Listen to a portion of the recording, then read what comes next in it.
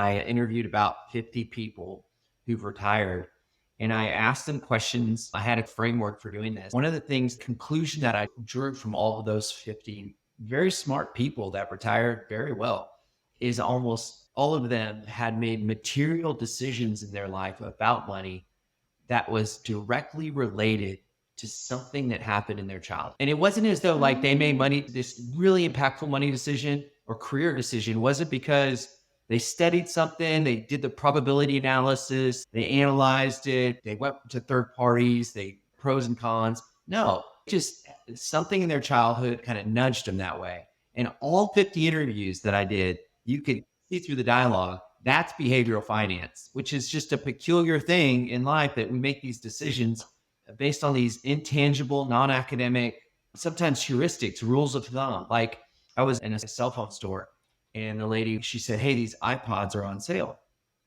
And I said, "I didn't come in to get iPods. Sometimes I say I don't have the money," just to say that. And what her response was, "You only live once." Now, that seems like to anybody else, that's fine. But me, behavioral finance guy, I'm like, that's how people make decisions. Is these heuristics, these rules of thumb, these things that they learned about in childhood. They don't, I'm in this group, we don't even know it. And then we wake up and we're like, why did we make a bunch of bad decisions? That's the area of behavioral finance and trying to course correct before we wake up and we're completely broke and wonder why we did it. With the 50 people, is it that they try to turn around a negative financial situation in their upbringing, or did they continue what happened in their upbringing? Just really interesting there. A lot of it had to do with, if I could break it down this way, some of them were protection minded. It was more about the state of mind. And some of them were more like spendthrifts. They were like very comfortable. They wanted to spend. I guess you could put them in those two categories. There's probably one other category I'm thinking of. Oh, like a giver. There's also those. So there was three different categories I can put them in.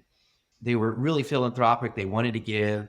And so these were just habits. It wasn't like one decision. It was a series of habits that you could almost classify that person's a giver, that person's a saver, and that person's a spender, right? That would probably frame them up. But I'd ask them, I'd say like, why? And I would do it in a not so direct way, but they were probably a saver because parents didn't have any money and they were scared or they saw their dad file bankruptcy or something like that.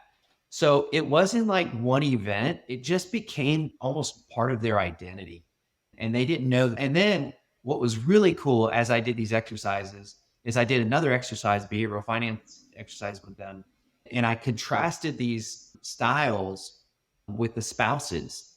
And when I said, this is how you behave with money, and this is how you behave, they became almost like their eyes open and they said, wow, this has impacted our marriage. We didn't even know it because a lot of money fights, a lot of marriage disruptions are because of money. My main point is it was less about a point in time of decisions, but more about the character of who they had become. And that was rooted in some of their early childhood experiences.